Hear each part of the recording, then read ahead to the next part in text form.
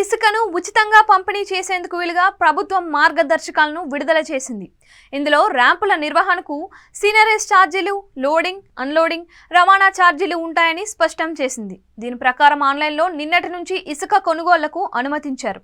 ఇప్పటికే లోడింగ్ పాయింట్ల వద్ద ఉన్న ఇసుకను విక్రయించేందుకు అనుమతులు ఇచ్చారు. అయితే ఉచితం అని చెప్పుకుంటూ 500 నుంచి 1300 వరకు వసూలు చేస్తున్నారు అంటూ విపక్ష వైసీపీ ఆరోపణలు ఎక్కువ పెడుతోంది.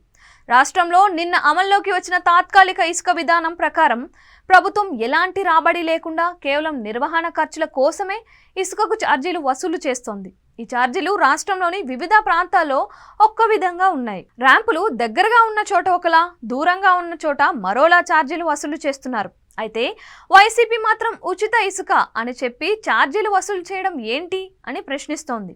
ఈ మేరకు ఉచిత నాటకం అంటూ ఎక్స్లోని ఓ పోస్ట్ పెట్టింది. దీనికి అధికార టీడీపీ కూడా ఘాటుగా కౌంటర్ ఇచ్చింది.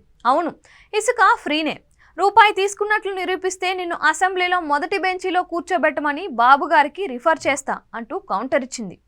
ఉచిత ఇసుకపై తప్పుడు ప్రచారం చేస్తే మీకే నష్టమని, తెలుసుకునే వాళ్లకు అసలు విషయం తెలుసని టీడీపీ అంటోంది. అలాగే ఉచిత ఇసుక అనేది 2019కి ముందు ఉన్న విధానమే అని స్పష్టం చేస్తోంది. ఇందులో వాస్తవాలు గమనిస్తే ప్రభుత్వం మైనింగ్ శాఖ అధికారిక వెబ్సైట్లో పేర్కొన్న వివరాల ప్రకారం చూస్తే ర్యాంపుల దూరాన్ని బట్టి ఛార్జీలు ఉన్నట్లు అర్థమవుతుంది. సీనరేజ్, పన్నులు, రవాణాకు మాత్రమే ఛార్జీలు వసూలు చేస్తున్నారు. ఇసుకకు ప్రత్యేకంగా ఎలాంటి ఛార్జీలు లేవు. అయితే ఇది తాత్కాలిక విధానమే కాబట్టి పూర్తి ఉచిత ఇసుక విధానం అమల్లోకి వస్తే పరిస్థితి ఎలా ఉంటుందో చూడాల్సి ఉంది అని నిపుణులు చెబుతున్నారు.